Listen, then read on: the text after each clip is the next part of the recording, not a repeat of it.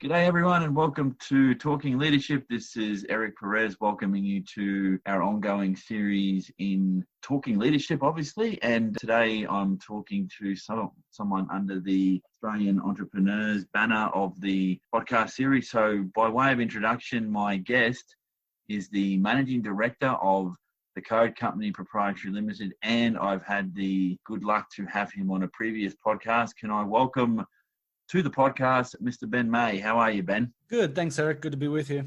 Mate, thanks for coming back on. Now, I was thinking about this when we first talking leadership a while back, and you were one of my initial guests on the original podcast. So again, thank you for your time on that one. But this one now gets into the heart of things, and I've known you for quite some time through my time with the seafood industry, and I've always pegged you as an entrepreneur. And so I thought now that I've started this little gig off that I'd like to get you in and ask you a slightly different set of questions to see if I can tease out some of your experiences being an entrepreneur. So I'll get started where the podcast questions start here, obviously, by putting the following to you, mate.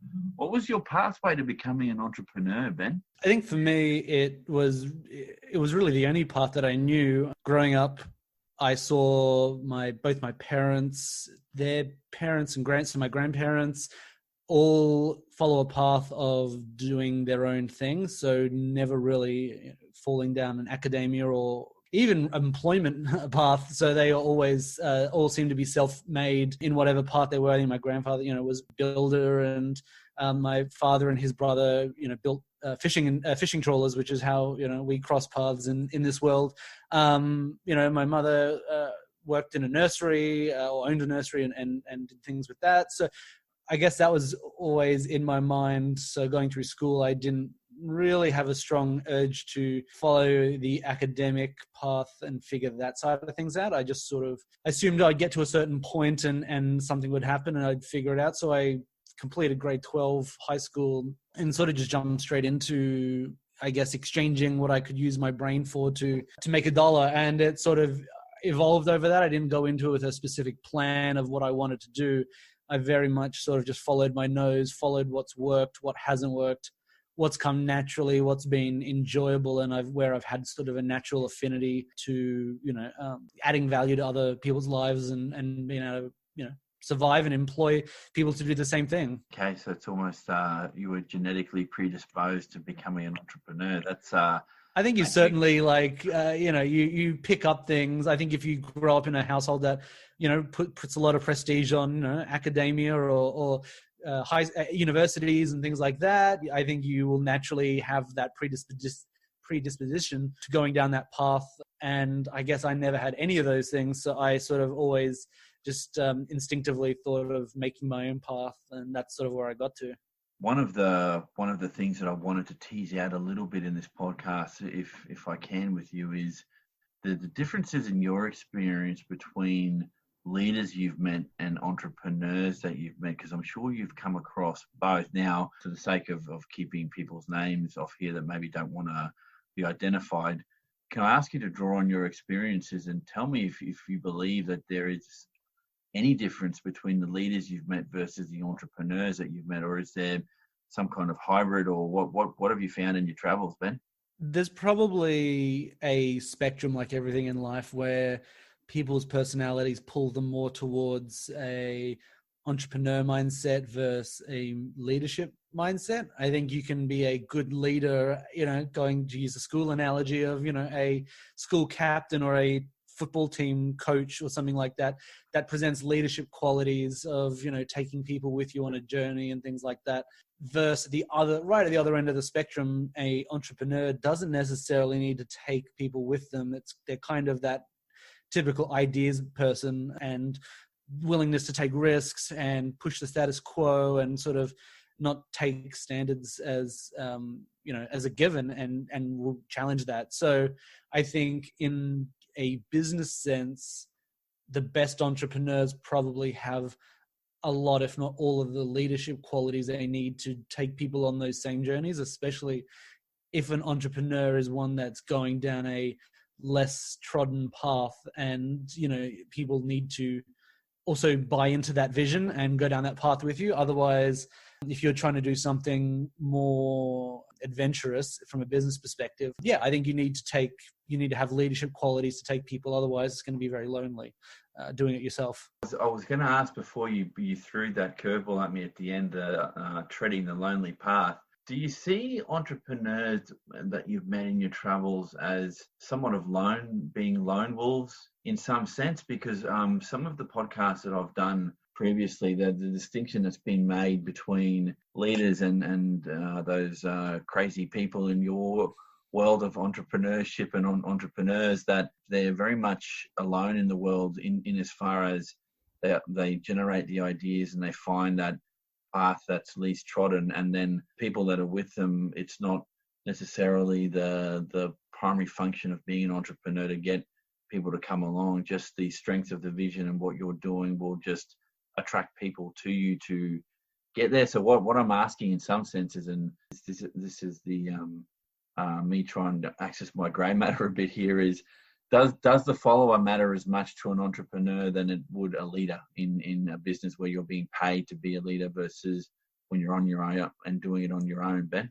Yeah, I think that's where you see certain, businesses and sometimes really big, well-known startups to more just, businesses in the background that seem to get that balance right, where you may have that entrepreneur, that sort of person with the ideal, the ideas man kind of cliche, but struggles at the leading part. So I've come across plenty of business relationships, business partnerships, both good and bad ones. And it seems to me the good ones that I've come across, and again, there's these different personality matrices of complementary and, the opposite of that, what creates tension and things like that and friction, is where the ideas person kind of doesn't bump heads with the person who's able to sort of execute and take people on that journey. So sometimes, the ideas people are a bit more difficult to deal with. I know I've been listening to a few things lately talking about, going into COVID-19 and sort of what the world will look like from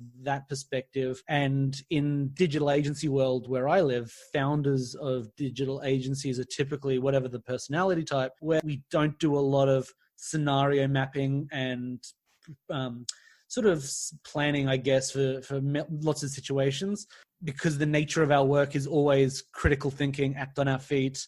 Whatever comes thrown at us, we'll quickly figure out a solution to that. Compared to more operations type people who are often the 2IC in a business, are the ones who are trying to work out every variation and sort of plan these things out. So going back to the partnerships that I've seen work the best are when those two people kind of don't butt heads on other things and kind of can let each other stick to their respective strengths. So let the operations type person have the scenario mapping while giving a entrepreneur type person who has that mindset of, we don't need to plan these things. We'll just deal with them when they happen. That's how we've lasted forever. That's something I'm guilty of.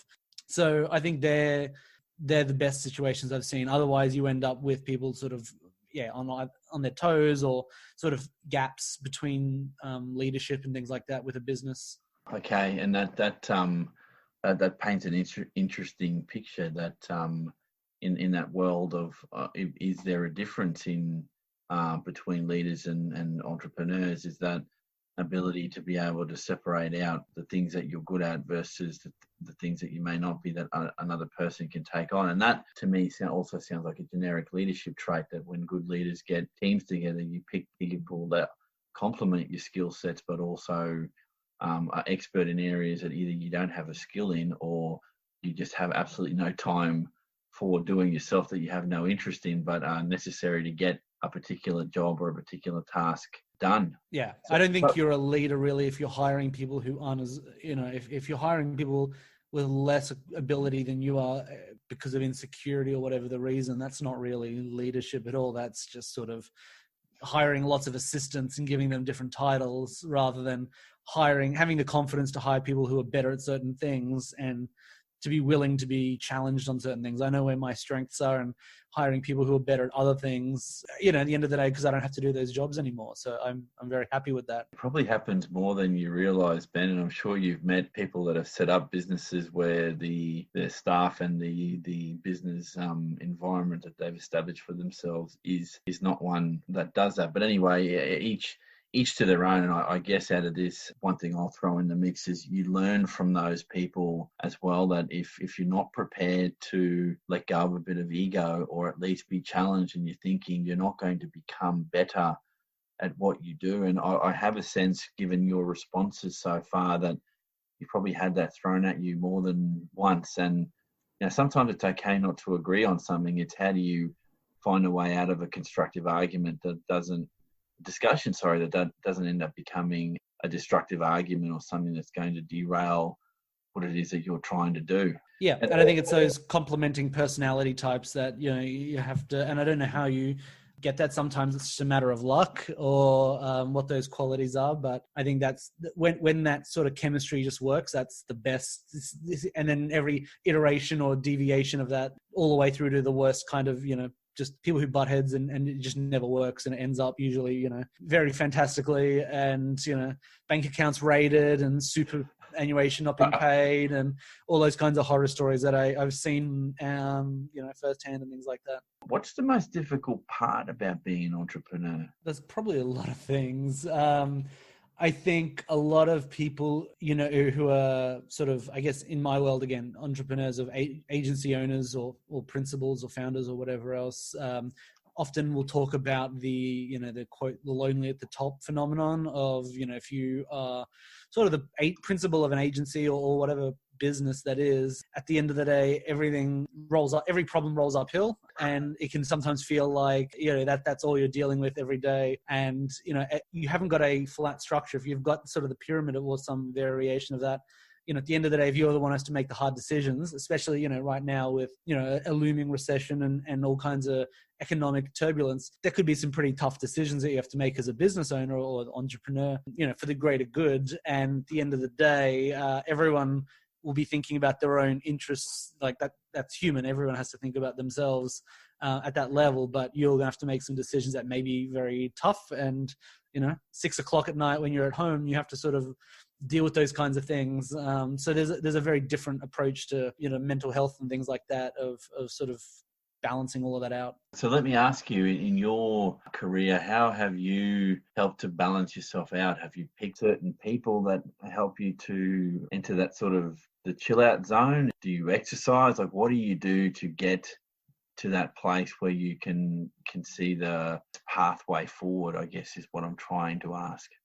Yeah, I think to get to a point where you're not kind of unable to sleep at night or gridlock, and there's probably a more elegant way of putting it, but sort of the concept of learning not to care has taken a long time. I sort of had to get to a point where I could say, I could walk away if the whole thing collapsed or had to be shut down for whatever reason, because at the end of the day, it's more of a mental trick to stop yourself obsessing about a particular problem or something at 2 a.m. and realizing that, at the end of the day, if I can't deal with that problem in the morning and the whole thing goes sideways and I just have to close it down and walk away, that's fine. You have to sort of be able to disconnect and be desensitized a little bit. Again, maybe different people have different sensitivity thresholds, but sometimes, it's at that type of thing where, a disgruntled customer, and it may have just been, something, like a personality or someone said something a certain way, so it's a very minor thing, but they'll send that angry email at 5 or 6 o'clock at night. And if you read that at the end of the day, it just sort of will be sitting with you. So, I learned not to read emails at the end of the night, which I still am guilty of, but sometimes I'll turn my emails off and not read them. But I think the next level to graduate from not reading your emails is if you do read them, that you just sort of slide straight off your back and you don't care. So that you can kind of not get distracted by things that you can't control and lets you stay on your path of what you're actually meant to be doing and what's meaningful and what's useful in the business. Oh, that's quite an insight, mate. So let's move on to something a lot more positive. How do you measure success? I think for me, there's a lot of different metrics, I guess, that people go after, and it depends, I guess, why you go into business. for me, I've never had to seek employment anywhere. I've always sort of looked after myself. I've always been self-employed and worked for myself.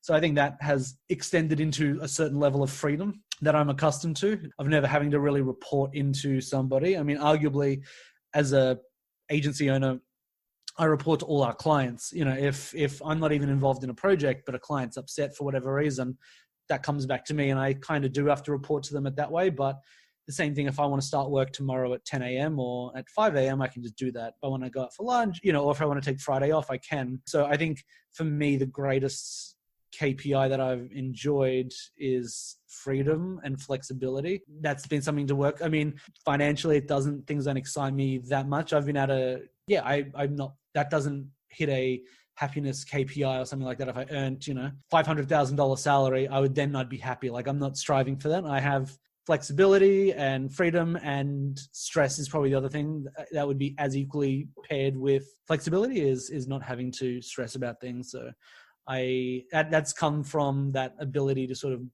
control my mind a bit better, in terms of not obsessing or worrying about things, or, you know, because that happened to me for years. You know, you'd have that angry client, and then sort of, you know, if you have a mind like mine, it'll just snowball into this will happen and that will happen, and then all of a sudden you're just creating doomsday scenarios and 10 times worse than any reality ever would be. But it's a very unhealthy habit, which, you know, you either have to drink yourself to sleep, or it can become a very dangerous status quo to have on your own, when it's about you and the success of this thing that sometimes could be perceived as being on your shoulders. That could get out of control, and if you don't have a way to detox, I would say you end up with a scenario that you're talking about. And again, being an early career researcher myself, this is fascinating to me, that when I've talked to leaders who work for someone else and don't have that structure like an entrepreneur has, that it's a very different set of measures of success, and just even talking about their role in the organization being one that you're part of a cog in the system to get this thing to work. Whereas an entrepreneur, it's like you are the business and the business is you, and trying to find ways to separate the human from the business could sometimes get difficult. Really interesting at the moment, the concept of what actually is work. My wife's a teacher, and so the terminology they'll use around things like permanency versus contract. So, you know, essentially full-time employment versus, you know, defining a 12-month position. If we've learned nothing in the last couple of weeks, is that there's no such thing as permanent employment. Even if you are contracted as a full-time employee, there's no such thing. Like, you know, all it takes is for a pandemic to hit, and all of a sudden, people who never thought they would, you know, like, you know, if you were a pilot at Qantas a month ago, you would almost think, I'm going to go out and buy this house with this mortgage. Like, we've had 100 years of successive growth in the airline industry. Not everything has happened in the last 100 years, apart from a viral pandemic, and that's happened. And now you have massive numbers of people who had probably even from a bank assessor, if you're assessing loans, you would probably classify so many of these people as very safe employment. Oh, you've had the same job for 10 years.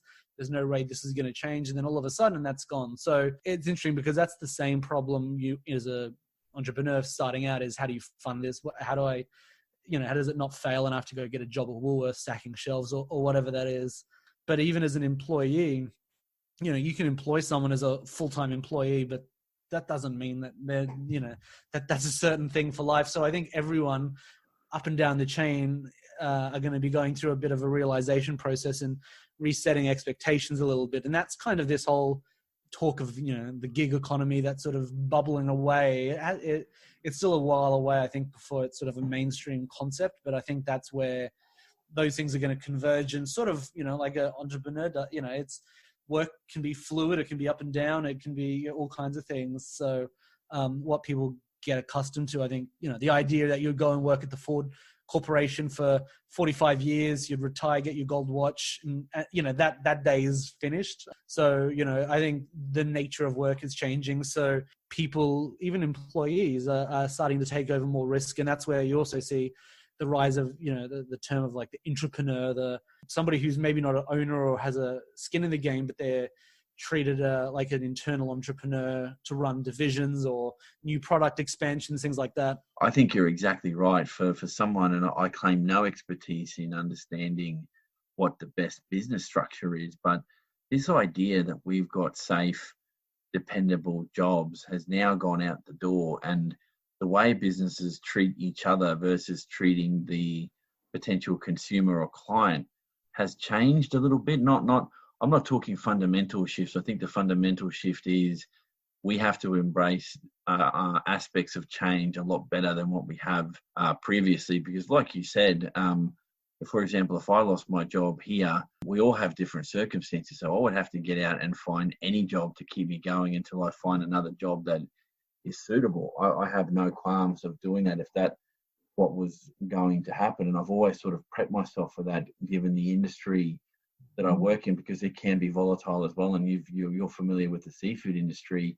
I may not have a job from 1 month to the next, and I accept that as a risk of taking on work. But I think people for too long, until this particular thing has hit us now in the digital age, thought something I don't really have to think about, doesn't have to be front of mind. Just putting your head in the sand. And I mean, I think this has been something that's been slowly bubbling away over the last 2, 3, 4 years, especially in the industry I'm in with, digital agencies where, in theory, all you need is a laptop and an internet connection and you can do your work anytime, any place. But I think COVID-19 it's done this for a lot of different things, but it's expedited a lot of trends. So I think it's highlighting a lot of these things around temporary and gig work, casual work, whatever you want to label it as. I believe, Ben, that one of the things we've seen out of COVID-19 is that people have to reassess a little bit what the world of work means for you, and that flexibility is will probably be defined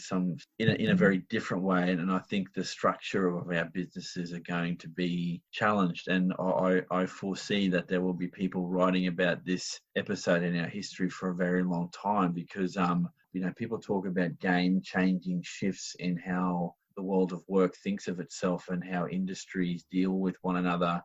If this isn't one of those times, I don't know what is. And people in your field that, looking at organizations that work in that digital space, we're at the point now where the static office is no longer the setup for having to run a business. I've worked in a home office setup for quite some time, and when they've said, "Oh, you've got to work from home," to me, there's no difference for me. I work from home all the time. This is no different, other than to say I have my beautiful kids with me at home, and that creates all sorts of different challenges through COVID-19. But it's a very different world we're heading into, and you need to have the capability to adapt to change. So let me ask you this next question. What do you believe are the most critical capabilities needed by entrepreneurs? I think from my perspective, the greatest things that have helped are the ability to look at things critically and challenge status quo kind of processes or setups or whatever that may be. Like the idea, it's that really cliche ideas person, but the ability to come in and to look at a situation fresh and kind of go straight away and come up with new ideas. I mean, that is our kind of business model, really, is critical thinking or problem solving. So I've always been good at that sort of pragmatic, analytical kind of mindset. I think the ability to sort of bring people up around you to think the same way, or know where to also be able to do that, where it's safe to. I guess in a lot of businesses, coming in and looking at a particular system, but then to have you could say you either have the confidence or the audacity to then criticize that or suggest better ideas or whatever that is. That's the nature of our work. So for me to be able to teach or help other people sort of be confident to make those same decisions as well. So I think that's probably my single biggest value proposition, I guess. So let me put a couple of statements to you to see what you think in relation to being an entrepreneur. So first one, entrepreneurs are risk takers. Yeah, I think that's a given. It's to push the norm and to create something different. So I think that's risk. There you go. Entrepreneurs are persistent. Yeah, I don't think people quit. I think if you quit, you give up. Just like you and I were talking before the show, like you've sort of seen at least the last decade of my businesses, and sort of it's weaved and winded, and we've sort of learned things. We've worked what does work, what doesn't work, and we've that is persistence, I guess, if nothing else. So yeah. All right. Entrepreneurs are innovators. Yeah, I think otherwise, if you're not innovating, you're really just repeating the same. So, whether you look at the, what is it, the blue ocean strategy of how do you take something that's been around and flip it on its head, and that, again, I think they're highly connected to risk, because you're pushing the boundaries of what's the norm, creating something that's innovative and that is full of risk. Yeah, no, I'm hearing you. Entrepreneurs are strategic thinkers. Yeah, I think so, because if you weren't strategic about, these things are all kind of related. If you weren't strategic about what things you were going to challenge or, be blue ocean a bit, like if you're coming up with a new way to do something and you weren't strategic about it, you'd be creating a terrible idea. So I guess you need to have equal measures of all of these personality traits to succeed. Sure. And the last one, entrepreneurs are users of foresight, or make use of that thing about looking at possible futures. Yeah, that sort of goes to what we were talking about earlier of your mind ability to create hundreds of different scenarios and obsessively think about something that was said, and then think about it all night. Did it mean this? Did it mean that? Is that going to happen? If that happens, what does this happen? So I think maybe it's the ability of reining that into to harness that thing, that sort of trait's advantage, and not letting it get too far away. Because I definitely, we're sort of looking at doing a new business sort of model based on what we're doing now. And that's definitely based on me predicting or making some gambles on certain things happening, or people continuing to go down a certain path. So I think you definitely are thinking forward, because otherwise anything you're coming up with is not going to take off. Yeah, no, that makes eminent sense to me, mate. And look, we're almost done, but I'd like to go on to one other topic area that's been brought up in all, if not 90% of the podcasts that I've done, and it's this thing around mentoring. So has it been an important component of developing you as an entrepreneur, or not? Not really for me. I've kind of fumbled my way through most of it, for a very long time.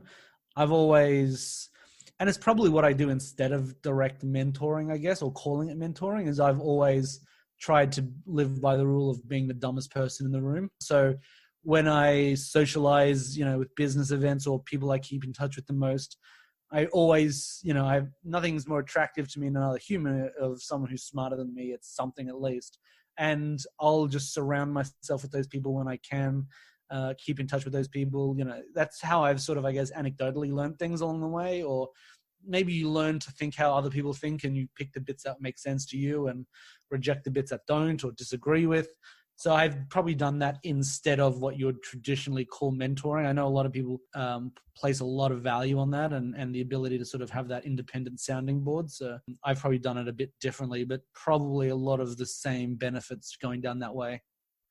Yeah, and it's not. I would suggest, from what you've just defined there in your experience, that it is a form of mentoring, to be surrounding yourself with people that challenge you in areas that you don't have expertise in. That is kind of the mentoring process. And I'm not a big fan of it must be formal, or it doesn't count as mentoring, because I think the majority of the people that I've spoken to, and at least in my own personal travels, trying to get this leadership thing as best I can, at least in this industry, is that the informality of being able to pick up a phone and talk to people that are at your level in industry, to say, hey, what do you think about this? Or I'm thinking about doing that. What are your thoughts? That network, it's often called a peer network, but I think it's just another way of calling it a mentoring network, just by another name. That's essentially what you're doing. The idea that, unless it's a quarterly session with somebody that's documented in a logbook, that's put in your annual review,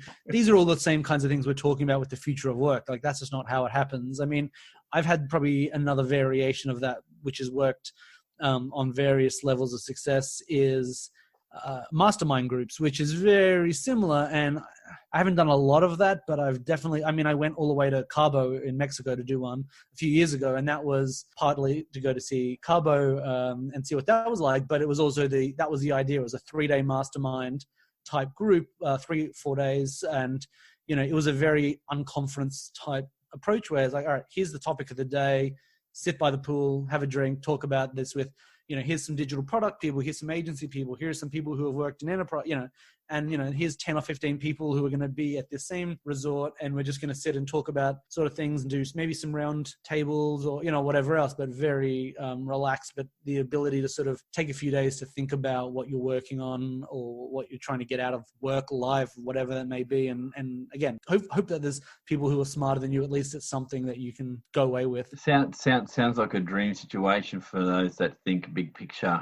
and big ideas, because being able to free flow, associate what it is you want to talk about with people in your industry with different skill sets would be quite an interesting discussion to have, particularly if they're all there to do the same thing. So the energy that is required to get something like that working can only work if everyone is there with the same. And there's probably more, lean ways of doing this, but there's a lot to be said for being on another time zone where your phone doesn't work and you kind of are, it's, the equivalent of going up in the mountains for a month or whatever that is, but just not having the trap of falling into the day-to-day.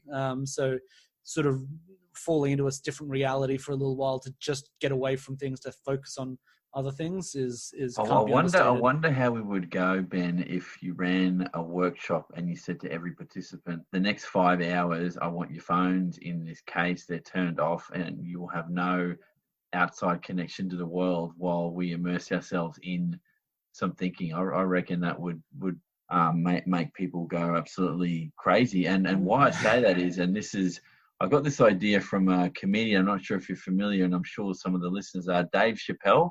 Yep. When he does his stand-up and he's trying to practice his material, he will ask his audience to give up their cell phones, not we call them mobiles, but their cell phones to a person, and they get them back at the end of the set. And his thinking is not that he doesn't know what he's doing or he needs that to make himself more comfortable. It's trying to get people to live in the moment rather than worrying about getting onto emails or things like you're saying and worrying about what do I have to do tomorrow. Absolutely. And I reckon that's one of the lessons I've taken out of the COVID-19 thing is that sometimes you just got to go with it and watch the TV and watch your Prime Minister tell you that tomorrow you've got to be stuck at home and would rather you not be out unless it's absolutely necessary. But at least you're being present then. And I mean, one of our clients, Mumbrella, who are sort of a trade marketing for the media marketing advertising community in Australia, they did at the end of last year, they did some retreats, I think they called it, down in Tasmania, and they had sort of all the leading CMOs, like chief marketing officers for, Coles and Woolworths and Telstra and all these sort of the biggest companies. And that was one of their rules, was they were running on a, what's set in the tent stays in the tent type thing, but also that phones were all kind of turned off and put in a basket sort of thing. And I know there was some discussions, that they wrote about that, that's a really interesting concept for actual conferences and things like that. If you're in the room, you're present. If you're not, if you're going to sit on your phone and check your emails, then go out to the hallway and do it out there. So I think there's some method to that madness. So look, Ben, final question, and this one is a slight derivation from the ones that I've asked the Mainstream Talking Leadership podcast is, what are your thoughts on the following? Entrepreneurs are born, not made. Has anyone made? I was listening to something a couple of days ago about whatever the phenomenon is, where they were talking about how babies are, scared of spiders because it's in our DNA that as we're born, there's these certain things that we know that come through, whatever that is. So I don't know if that has I think it has to be a component of environmental. You're growing up, and as a child, if you're given the space to experiment or to push the status quo, to have the right amount of confidence. I don't know what that is. If you give too much confidence, that creates problems. If you don't have enough confidence, that creates problems. So, I'm not a psychologist or pretend to be. So I think you probably have to have a strong component of that is environmental for sure. Fair enough. And on that note, thank you, Ben. So for those listening, I've been speaking to Ben May. This has been Talking Leadership, the Australian Entrepreneurs Podcast. Thank you for your time, Matt. Thanks, Eric. Again, thanks everyone for listening, and I'll catch you all on the next podcast.